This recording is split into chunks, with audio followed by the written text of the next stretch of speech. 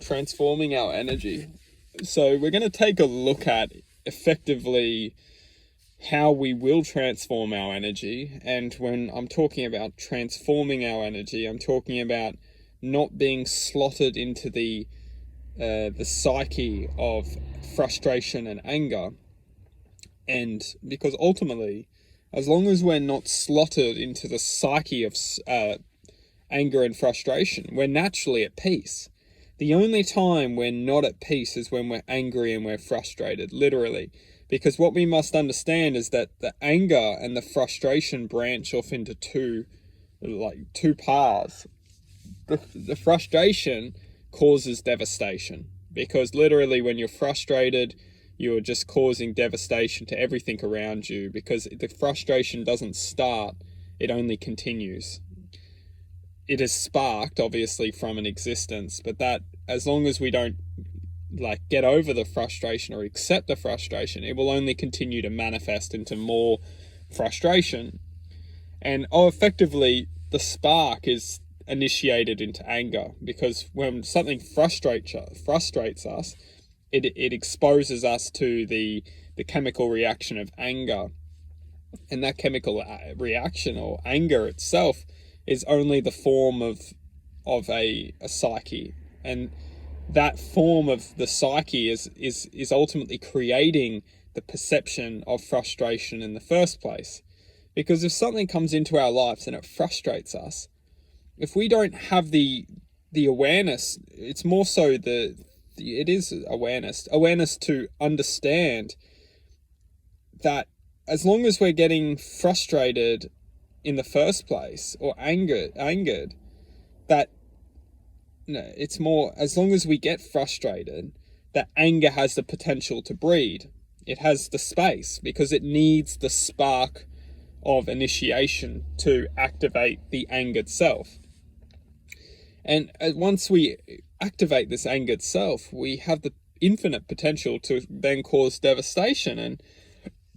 And if we want to live a life of devastation, then we should never complain about life, because it's the choice which we've accepted, truthfully, when you boil it down. But once we start to learn basic principles of such as acceptance, what we will find and what we will see, that if something frustrates us, that's fine. That's my reality. This is the reality of which I'm facing, is that something is frustrating me in this moment. But that's fine. I'm not going to get angry about it. So there's one thing about being frustrated, but then there's another thing about being frustrated and then getting angry. So the initiation will always take place in this reality. There'll always be something to give us to be frustrated about.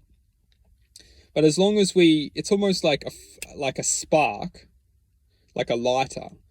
The gas is anger. The gas naturally wants to create this, and the gas is a spiritual force. I mean, it's a spiritual force, but when I'm talking about spirit, it doesn't necessarily mean to be a good force. It can be quite a destructional force. It can be energetical matter which wants to take over our existence and cause destruction, because the destruction which it's causing is effectively energy which it's provoking and transforming into anger.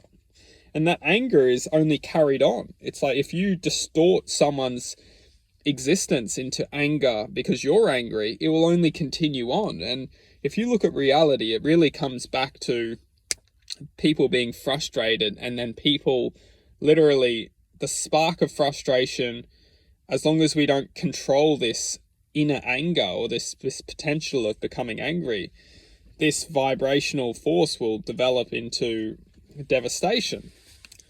And that's why, literally speaking, when we get angry, it's only because we've been seeded from a thought of frustration. And each of us as individuals, as soon as we feel frustrated, it's all about acceptance.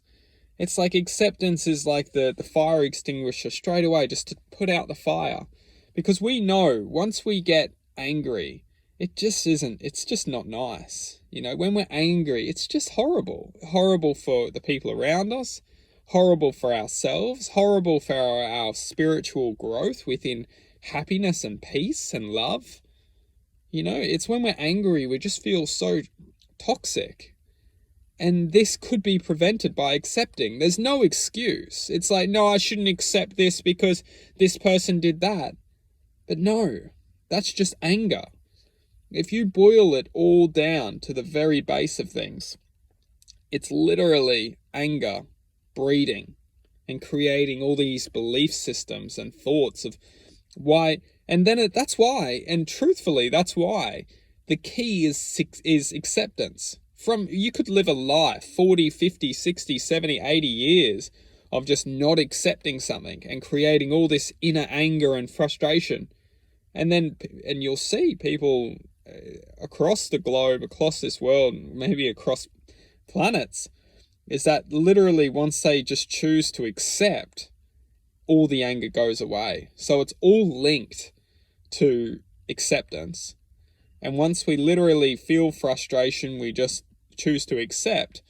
There's no space for anger to breed once we accept. The gas cuts off. We still have the potential of being triggered with the spark, but we get good at just closing off the gas and not letting the anger grow. And the anger literally grows only by accepting the anger. And that's why it all boils down to acceptance, because if we don't accept the anger and we only accept the truth of the reality, the devastation cannot take place.